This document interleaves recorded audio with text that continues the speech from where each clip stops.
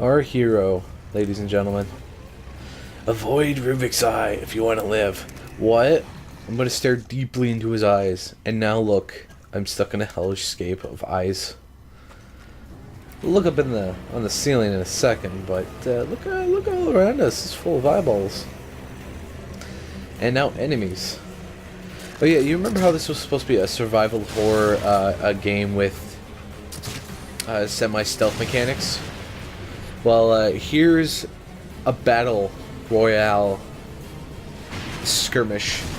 Yeah, dudes with guns, dudes with crossbows. This is a dude with a rocket launcher in a bit. But yeah, it's supposed to be a survival horror game, and yet here we are in literally a battle arena. In a literal battle arena. Battling dudes. Catch him on fire. Who doesn't? Fortunately, my shotgun's not strong enough to kill a lot of dudes. Like a lot of the people, it just knocks them back, knocks them down. But that's fine, because then I could just use one of my many matches, which I totally am not going. I have many of. Oh jeez, my brain. So yeah, through another phase of the fight, we have to fight this Ruvik wannabe. And hey, surprise! You remember that hand thing he has? Guess what it does? Insta kills you. Yeah. Isn't it awesome? Yeah, it's awesome. I love insta killing. But this is the only big fight in this arena. There's a couple. You fight a keeper later, so don't worry about that. But that's where you want to spend your grenades and explosives. It sucks because playing through this again with the rocket launcher. Normally, like say Resident Evil 4 for example, yeah, comparison to that game again. Resident Evil 4 is a great game. The rocket launcher, infinite rocket launcher in that game, even just the rocket launcher is great. The infinite rocket launcher is, you can quickly get in and out of the maneuverability. It takes a second to set up and aim in that game, but you can usually unaim and then move. Here, once you equip it, you're stuck. You equip it and you're stuck in that spot. And guess what? That got me killed a couple times. And guess what? I was doing better not using the super ultimate weapons they gave me later on. Like the machine gun is okay. It doesn't do a lot of damage. And it doesn't even have a ton of bullets. And the enemies don't drop ammo for those special weapons. They drop ammo for only your basic weapons. You don't get machine gun ammo or rocket launcher ammo from enemies. Or randoms drops or spawns or whatever throughout the game. You don't. So what point is there in using the super uber ultimate powerful weapons on your New Game Plus mode if you can only use them a little bit and then they're done? Like the machine gun in Resident Evil 4, Chicago Typewriter, guess what? Infinite ammo. And guess what? You never even had to reload it. And infinite rocket launcher, for one, and rocket launcher, it's a one-shot only. But it insta-kills anything. Well, except for some things. One thing. What am I saying? Is that the weapons in that game is better than this game. Ooh, don't want to get hit by a rocket launcher. So this guy is pretty tough. You know, it's one of those chainsaw dudes. Basically El Salvador's. I mean, he's literally in El Salvador. Or Dr. Salvador? El Salvador? Whatever. Put a couple sniper bolts in him. Some nice damage right off the bat. Of course, once he gets closer, you gotta... Ooh, don't want to get hit by that. I don't know if it is, but I wouldn't doubt it if it's an instant kill. Unfortunately, he was only a hit or two away from death from my handgun, so that's a bit of a waste. But at this point, I'm fine. I just need to get through here, and then I'll be good. Starting a new game. Just reposition myself. Starting a new game with like a new game plus. Your pistol is powerful enough to kill pretty much anything in one shot, and if not, At least for the early game, for the first third of the game or so. And if not, you can just like hit them a couple times to finish them off.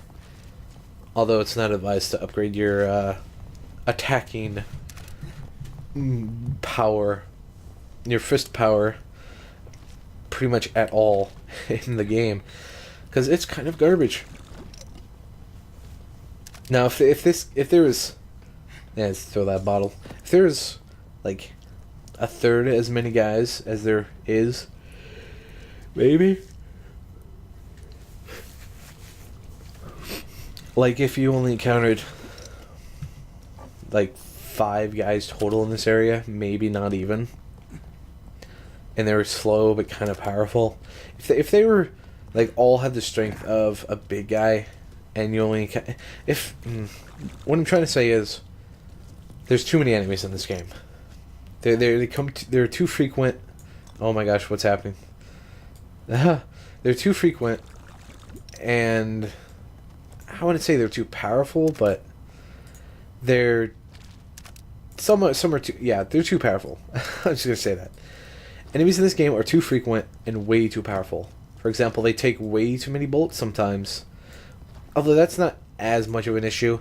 The main issue with the power levels is that they're over 9,000, but also that there's way too many instant one-hit KOs in this game. Like, remember the Laura, the spider lady? She touched you, she got up to you, boom, you're dead. Like, no, like, literally, you're dead. It's not a health issue, because New Game Plus still happens. I also died to her a couple times trying to use the rocket on her, because I was like, oh, rocket! That's like 50... I read that was like 50 handgun bullets damage at once. I'll use it. Oh no, I can't move. I can't switch. Now I'm dead. Too many instant kills. I'm honestly surprised. The chainsaw guy, I'm surprised the chainsaw guy doesn't have an instant kill. He probably does. I just didn't get he didn't get a chance to hit me. I'm saying Keepers, I'm surprised they don't have a one-hit KO either. It seems like anybody past the basic grunt has instant one-hit KO. Although if you can get hurt hurt enough to get below your minimal threshold damage that you can regen up to, like, you know, there's that little bit of health that you run slow at, but you can just passively regen past it, or up to that much. If you pretty much get hit below that, you're dead anyways. So you have to take a second to heal, and you can't use a medkit for instant KO like in, say, I don't know, Silent Hill, or you use the medkits in those for instant healing to fully heal yourself. But no, if you use them in here, you're like, oh, I'm so high, oh, what was in that, some super drugs or whatever. It's stupid. It's so stupid. Healing items should not affect you like that. Unless there's special healing items, like they increase your max health, which technically it does, but there should be a separate healing item. There should be a max health boost item, like a yellow herb or something that acts weaker than a health syringe, like a third of a health syringe, or just a really weak healing item that heals you a little but also boosts your max health. That should give you a woozy effect, not your goddamn instant full heal damn health kit. It's so bad. The decisions in this game are actually really fucking stupid. I'm sorry, but they're just not good. So yeah, two of these guys. Freeze them and then just go at them with the Magnum. And guess what? Push over. Might as well pump some handgun bullets in him. Oh. Yeah, the Keeper was like the marketing enemy, that the enemy that they marketed in this game, in the marketing stuff, and yet his attack did almost no damage to me. Like, I could go through the rest of the game, don't even care, not even a worry, but like, Really? Come on. If anyone should have an insta-kill, it should be that guy. And it should be a wind-up. Insta-kill shouldn't be, I reached you, now I kill you. It should be, I reach you, small wind-up, so you know, like, oh, that's the attack. And if you're stuck or you can't get out, then you're dead. But if you can maneuver more than a foot, then you should be able to get out of the insta-kill attack. It's so stupid how... The game stops being scary when you come across an enemy and oh, that's stupid. Hit by these lights, you get sent back. No big deal. No risk, really. Just time wasted. But the game stops being scary. It was marketed as one of the scariest game of 2000 or whatever. It stopped being terrifying when you had to replay a section 4 to 5 times because the main scary enemy insta-killed you just by reaching you. It's... Oh, if they make a second one, which they probably will, because, oh my gosh, there's so many loose ends, it's ridiculous. There's more loose ends in this than a quilt that was made over 100 years ago with constant use, or whatever. My point is, this game could have had a lot more work into it. Fun fact, there's actually 2 paths you could have took here with those switches. There's one that's filled with lights and traps. This one, I just took that one because it's easier. Stay away from his eye. Or just go to it, I guess. Now here's something that they don't explain or tell you or show you. There's puddles of blood, and if you get in them, you slow down. You slow down to a crawl. And if you're in them for more than a couple seconds, or more than a second, guess what? You died, and you have to redo all that all over again. Or at least, I think just the running part, but I think maybe most of the sneaking part too. I'm not entirely sure. Point is, it's bad. It's not good. Just like, oh, hey, here's some things that you can't possibly see. Oh, you fell for the thing you never knew was there and you couldn't see beforehand? Well, oops, I guess you're dead. It's not good. It's not good. This game, I'd give it a low rating. I'd give it like a 6 or a 7. It's fun, and it's okay for the most part. What? No, it's okay. It's kind of fun at some parts. I'm never riding in an elevator again. And there's some parts I do like. I do enjoy. I do enjoy the first third of the game, like that village area in like the second or third chapter. I think third chapter. I don't know, but the second or third chapter when you have to go through and you get the crossbow, and then there's that El Salvador. Basically, the first area in Resident Evil 4, I liked it. Sneaking around, taking these guys out, and oh, sneaking's done, time to go action. It's good, but then you get to the part where you're in literally a battle arena. Can't be. Help! Help!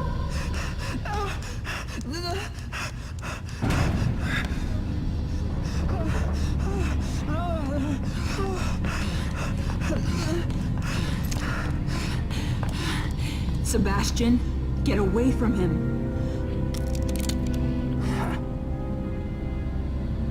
Sebastian, listen to me. Stop. Your interests are the same as ours. Look, I get it. You're not just some rookie detective, and this is not just some ordinary kid. You killed Joseph and you shot me. So right at this moment, that's enough reason for me not to trust you. You're a good man. That's why Doesn't matter anymore.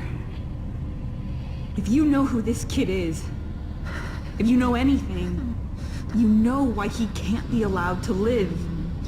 Bullshit. It's Ruvik. He's the one that...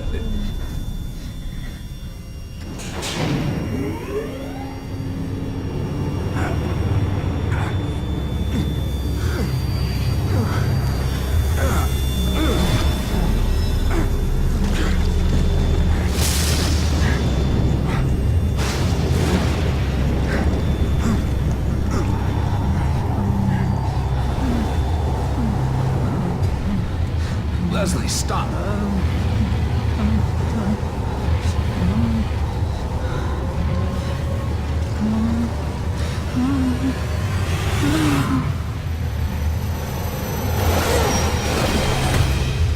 Leslie!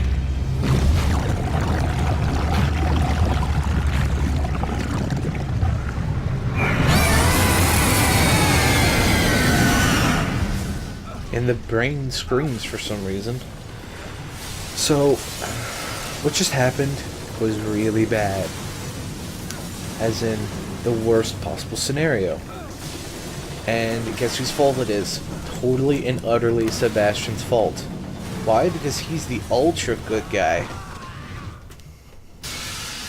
Kidman comes in and is like, oh, okay, I know I shot you, and I killed the other guy because he went nuts, but I need to kill this kid because if not, bad things will happen. Yeah, okay, so you're not just some rookie cop, and he's not just some ordinary kid, but I can't let you do that because it's murder and not good, and that will go against my alignment of lawful good. Guess what, Sebastian? You just caused a lot of deaths in the future. So, I'm just gonna say what happened. Leslie, his mind is gone. Guess who's in his body now? Yeah, Ruvik. Ruvik just took over Leslie's body. Or at least that's what's implied by the ending. Not spoiling anything, because there's not really anything to spoil. So, they needed to get rid of Leslie. Leslie was in here. I don't know why they put him in here in the first place. It's like they I don't know. I don't get it. They went to the asylum. They hooked them up into the stem thing with Leslie, and then they were assigned with killing Leslie. Why don't you just kill him in real life? His body will die, or I guess his mind will get stuck or whatever. I don't know. Whatever. Anyways, here's some cheap insta-killing stuffs. Is the hitbox easy to detect? No? Well, that's a damn shame, ain't it?